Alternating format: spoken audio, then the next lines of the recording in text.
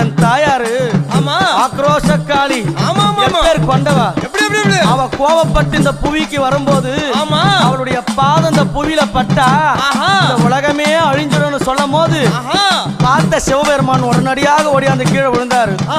அவளுடைய திருமேனியான பாதம் சிவனுடைய மேல படணும். அவன் கோவம் தெளினு கீழே இருக்கிற கணவனும் தெரிஞ்சு கூட எங்க அம்மா அவ கட்டி நல்ல அம்மா கணவனைய அவ கட்டிய கட்டிய கணவனைய அவ காலால மேதித்தவளா அவ கட்டிய அம்மா கணவனைய அவ காலால அம்மா மேதித்தவளா அவ புலித்தோளாட காரியா